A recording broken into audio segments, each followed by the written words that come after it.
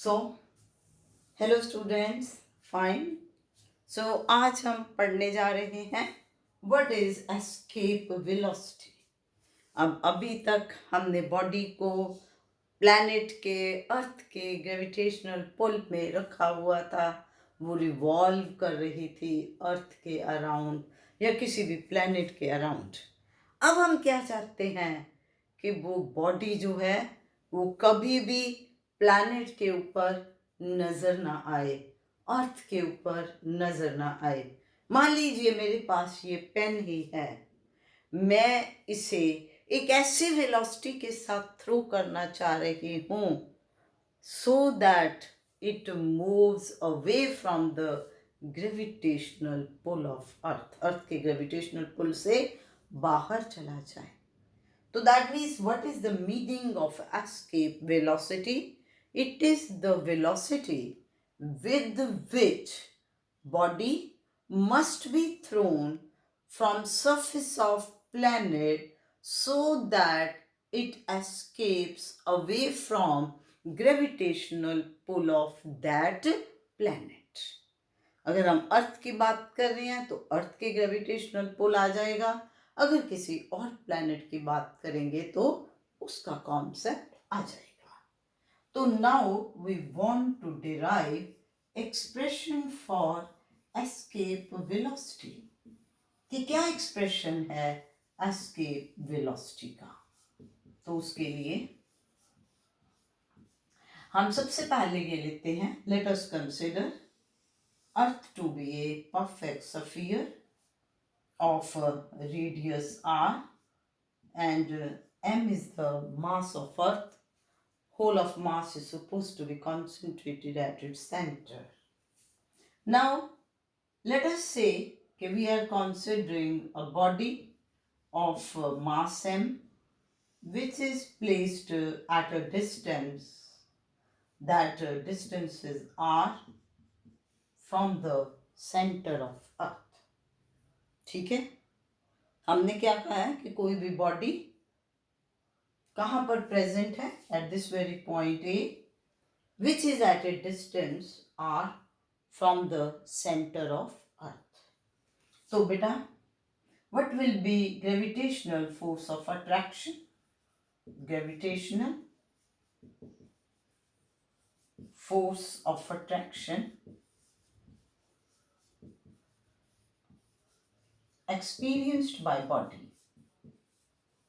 experienced by body,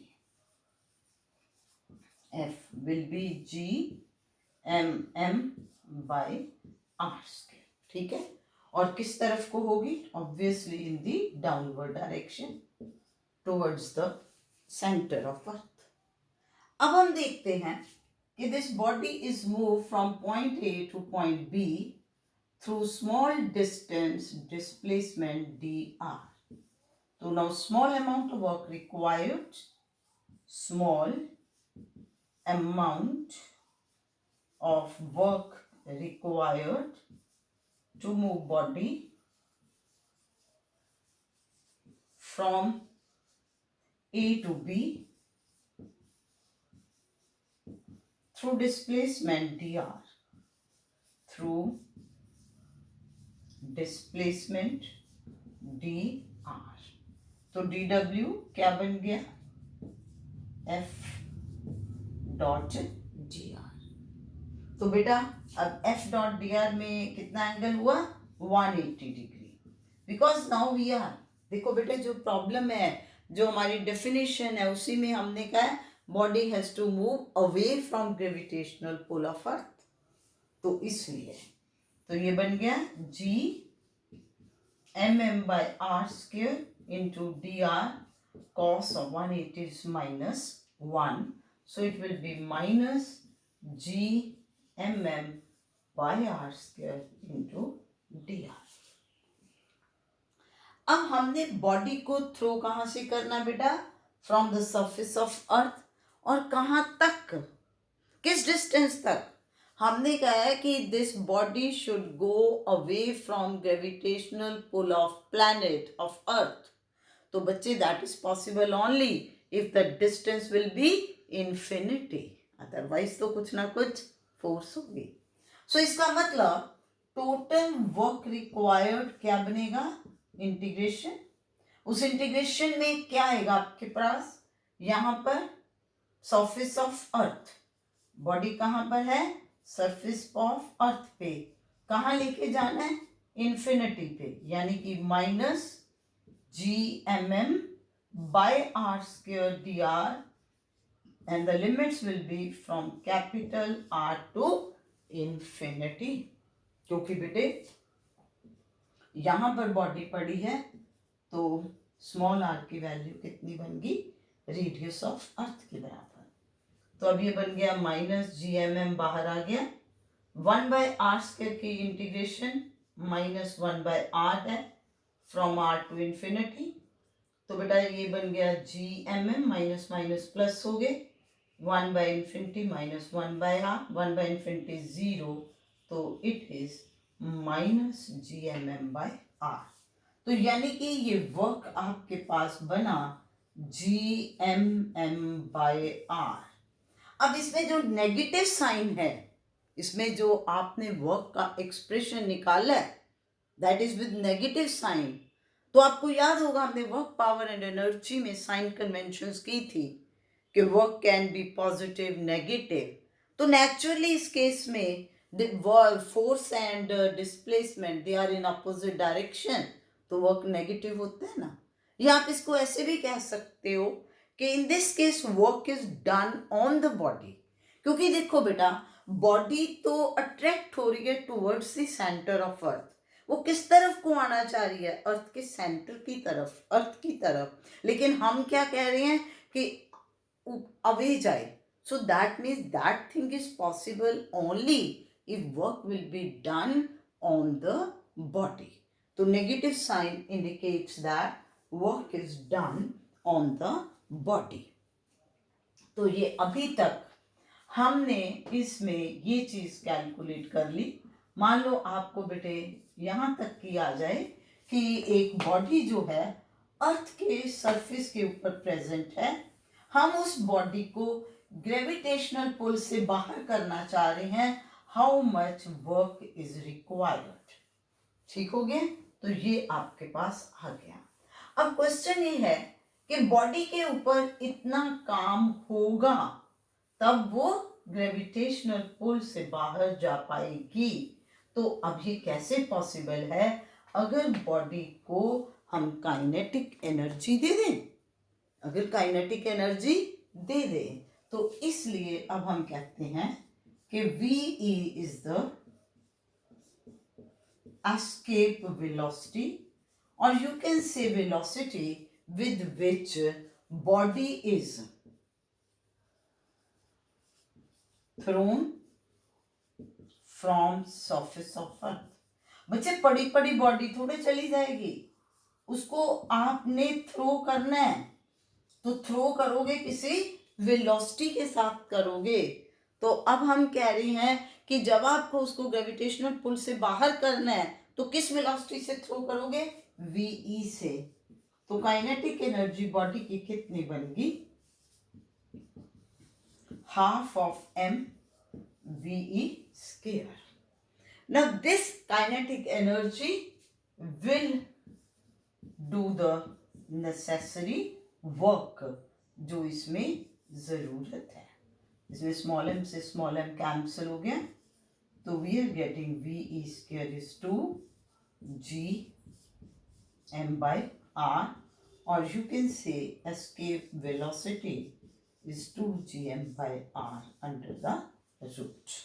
तो escape velocity का expression बन गया 2GM/r under the root।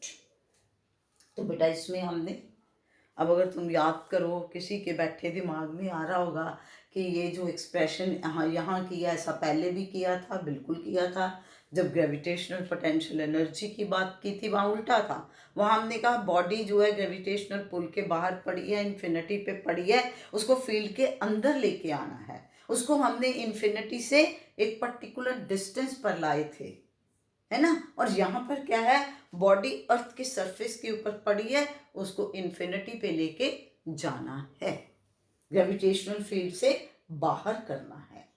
तो इसलिए हमने सिंपल उसी तरीके से कर लिया कि किसी भी मोमेंट पे बॉडी एक पर्टिकुलर पॉइंट पे है तो वो कितनी ग्रेविटेशनल फोर्स एक्सपीरियंस कर रही है, और उसके बाद उसको हमने क्यों स्मॉल वर्क लिया, बिकॉज जो फोर्स की वैल्यू है वो डिस्टेंस के साथ वेरी कर रही है।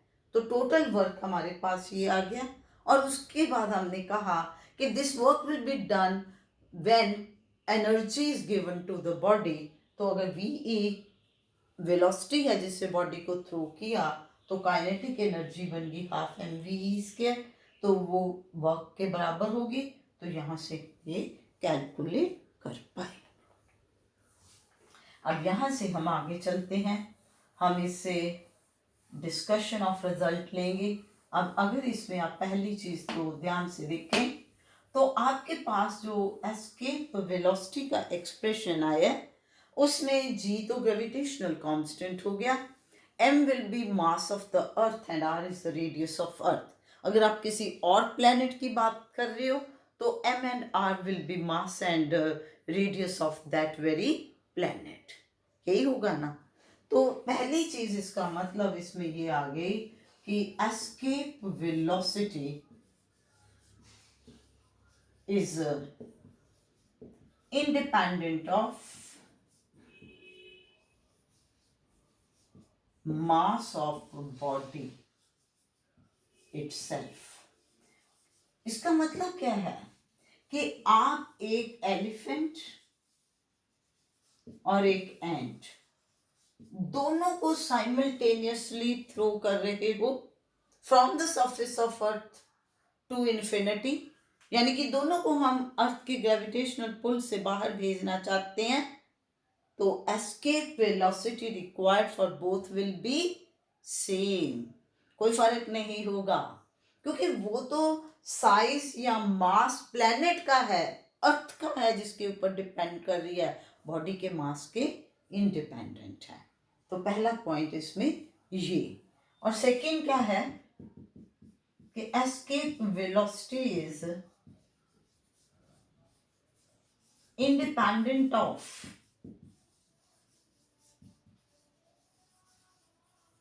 Direction of throw.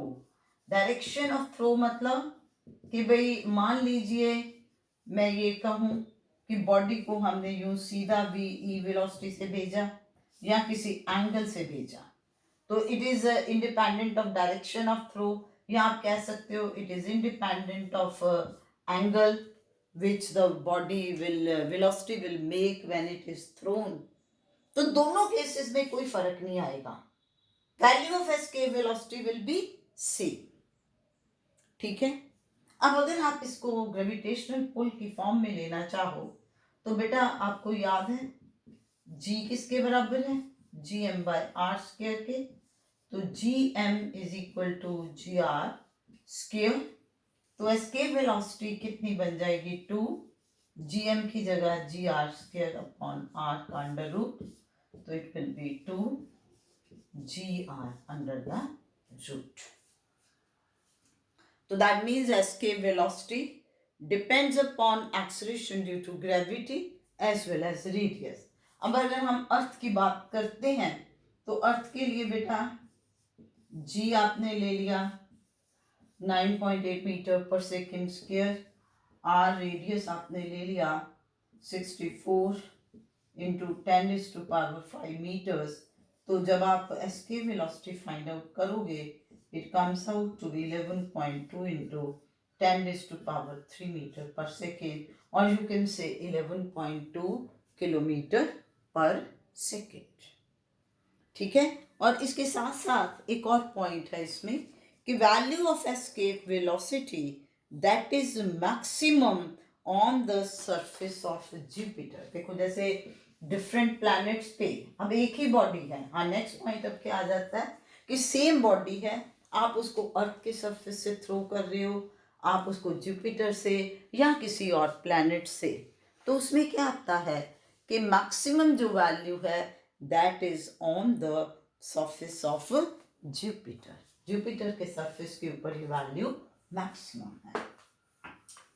तो एस्केप वेलोसिटी का कॉन्सेप्ट आ गया कि जब हमें किसी भी बॉडी को ग्रेविटेशनल पुल से बाहर भेजना हो।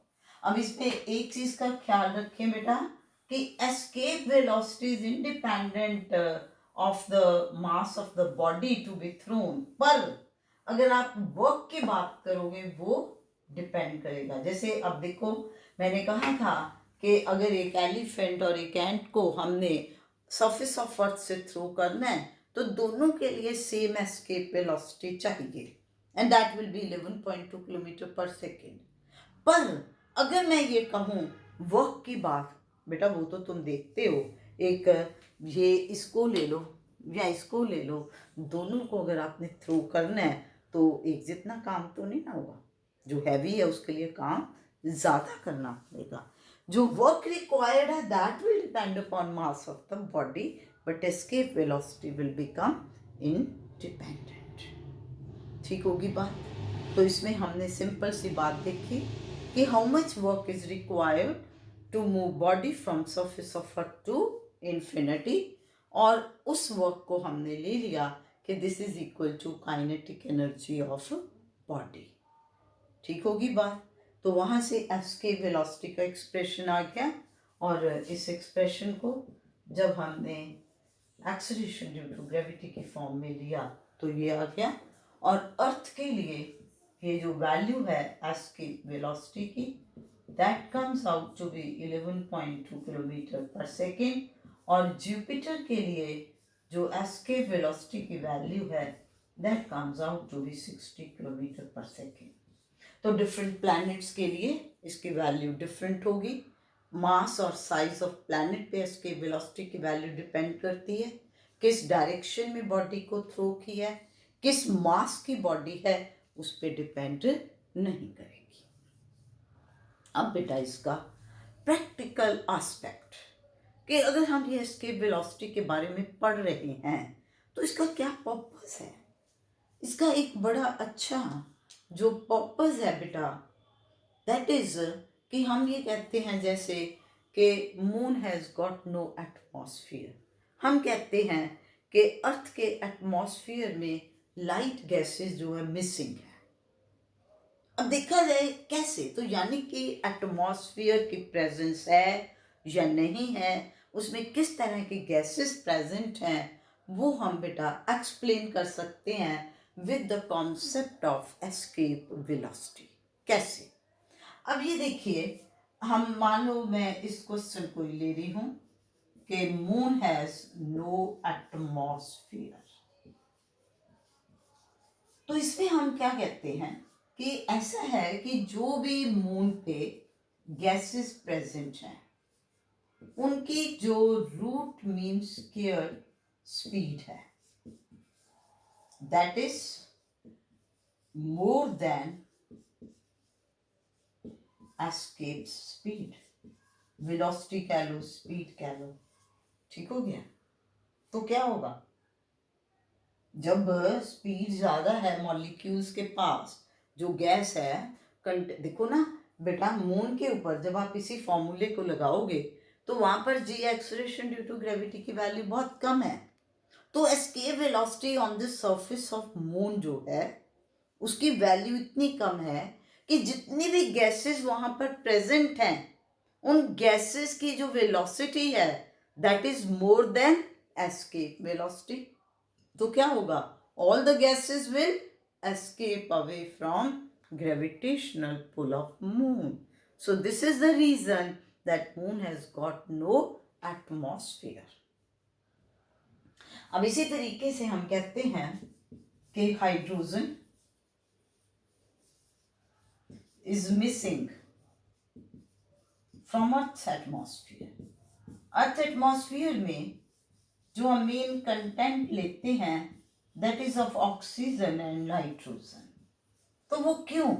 तो इसमें बेटे यही बात है कि देखो इसमें एक चीज ये आ जाती है कि जब हमारे पास मिक्सचर ऑफ गैसेस है, इसमें मिक्सचर हो गया ना कि मान लो हमारे पास मिक्सचर है हाइड्रोजन नाइट्रोजन ऑक्सीजन एक पर्टिकुलर टेम्परेचर पे, तो जो रूट मीन स्क्वायर वेलोसिटी की वैल्यू है वो अलग अलग होगी।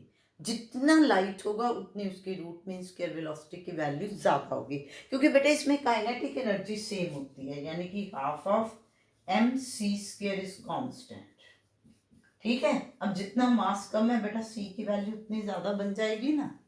तो इसलिए root mean square velocity of hydrogen gas molecules is more than escape velocity of earth. तो इसलिए those molecules escape away from gravitational pull of earth, इसलिए अर्थ के एटमॉस्फेयर में nitrogen and oxygen are present. अब इन दोनों जो रीजंस हैं, इससे आप क्या सीख पाए कि अब आपसे यही पूछा जाए कि under what conditions atmosphere can be retained, जो एटमॉस्फेयर की प्रेजेंस की बात हम कर रहे हैं किन कंडीशंस के अंडर होगी, तो बेटा वो क्या बनेगा, root mean square velocity of gases must be less than escape velocity. ठीक है, अब किसी भी प्लैनेट की बात कर रहे हो, प्लैनेट के ऊपर अगर हम एटमॉस्फेयर की बात कर रहे हैं तो वहां पर जो गैसेस की रूट मीन स्क्वायर वेलोसिटी की वैल्यू है that should be less than escape velocity of that very planet. Clear हुई बात? इसमें मैंने दो कॉन्सेप्ट बताए हैं कि जैसे अर्थ के लिए मैंने बताया कि भाई हाइड्रोजन ऑक्सीजन नाइट्रोजन अगर प्रेजेंट हैं, आप किसी भी पर्टिकुलर टेम्परेचर की ही बात करोगे तो वहां पर उस पर्टिकुलर टेम्परेचर पे तीनों तरह के मॉलिक्यूल्स की रूट मीन स्क्वायर वेलोसिटी अलग होगी। जितना लाइटर होगा उतनी वेलोसिटी ज़्यादा होगी। It is according to this formula कि kinetic energy per gas molecule is same. तो हाइड्रोजन की रूट मीन स्क्वायर वेलोसिटी जो है वो एस्केप वेलोसिटी से ज़्यादा आ जाती है, इसलिए हाइड्रोजन जो है that is missing from earth atmosphere. तो इस तरीके से हम एक्सप्लेन कर सकते हैं प्रेजेंस ऑफ एटमॉस्फेयर। अब इसमें एक नेक्स्ट प्रॉब्लम, अब आपने इसमें बेटे ऑर्बिटल वेलोसिटी की बात की, एस्केप वेलोसिटी की बात की। अब मैं आपको ये प्रॉब्लम दे रही हूँ, this is a conceptual problem, कि एक बॉडी ऑर्बिट कर रही है, ऑर्बिट में है very close to surface of earth. तो problem is like this, what should be, what percentage increase in velocity of body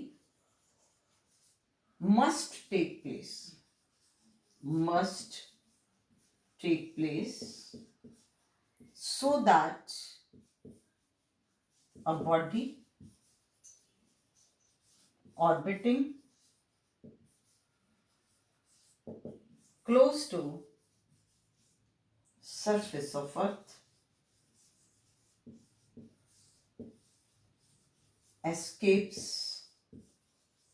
away from gravitational pull, escapes away from gravitational pull। कैसे? इसमें ये कहा है कि एक body very close to surface of earth orbit में move कर रही थी, उसकी वेलोसिटी किस परसेंटेज से इंक्रीज कर दी जाए कि वो अर्थ के ग्रेविटेशनल पुल से बाहर हो जाए। तो बेटा इसमें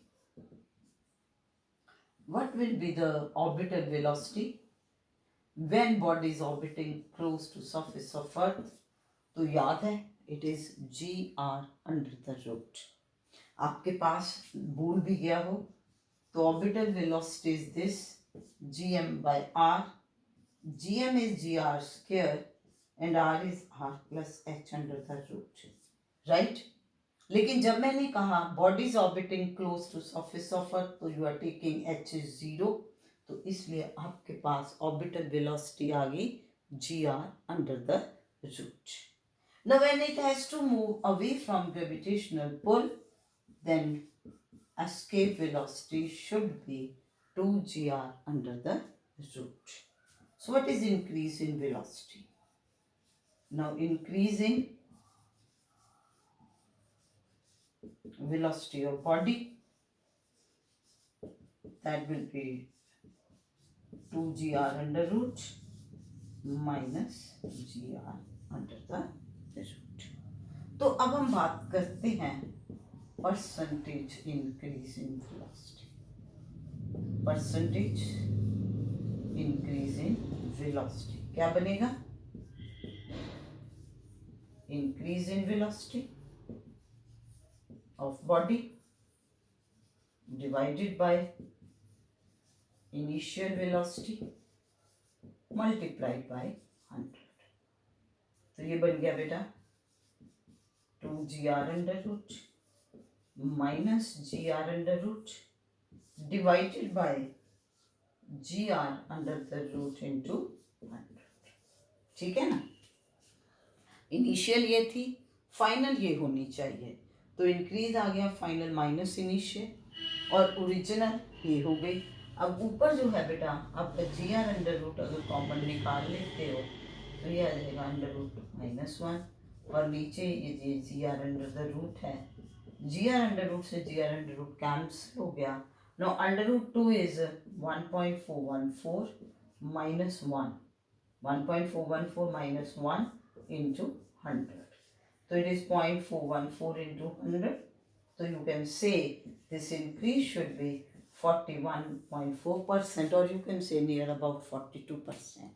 So that means जिस velocity से body orbit के बिल्कुल revolve कर रही है in an orbit very close to surface of earth, अगर उसकी velocity 42% increase कर देते हैं, then that body will escape away from gravitational pull of earth.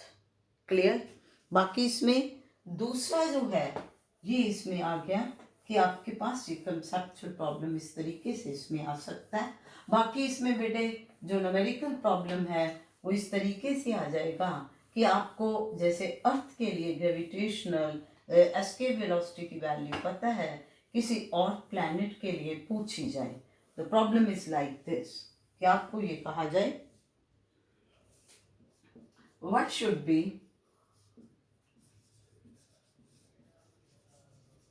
value of escape velocity of body on a planet whose mass is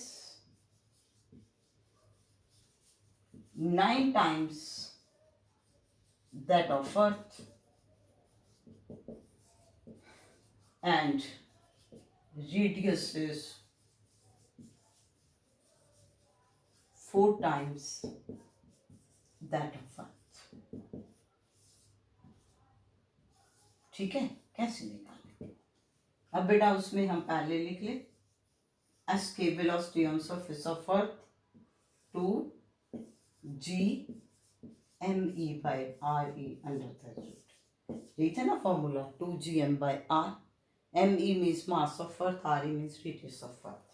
अब planet पे लेना 2g mass of planet upon radius of planet. ठीक हो गया? अब क्या given है? mass of planet is 9 times that of earth, radius of planet is 4 times that of earth. तो that means कि जब आपने ये लेना V P upon V E, तो ये क्या बन जाएगा? M P upon R P into R E upon M E under the root. यही बनेगा ना, क्योंकि बेटा 2g तो कैंसिल हो गया, तो M P upon M E आ गया, ये उलट जाएगा. Now M P upon M E is 9. Now what is R E by R P? R P देखो इसमें बेटे, R P by R E is 4. तो RE will become 1/4. So it will be 3/2. So now that means planet पे होगी 3/2 that of the earth. बेटा अब अर्थ की अगर नाम भी दी हो तो आपको याद रखना है कि it is 11.2 kilometre per second. तो इट विल बिकम 5.6, तो 8 और 16.8 किलोमीटर पर सेकेंड ये आपके पास आ जाएंगे. ठीक, तो इस तरीके से आप किसी भी प्लैनेट पे एस्केप वेलोसिटी की बात कर सकते हो. तो अब आपके माइंड में क्लैरिटी होनी चाहिए कि what is the difference between orbital velocity and escape velocity. ठीक है. सो अब मैं आपको एक प्रॉब्लम दे रही हूँ, इसका जो आंसर आपने कमेंट बॉक्स में देना है, एंड दैट इज कि an ant and an elephant are to be thrown from the surface of earth in such a manner that both should move away from gravitational pull of earth. An ant and an elephant are to throw from surface of earth in such a manner that both should move away from gravitational pull of earth, in which case more work is required.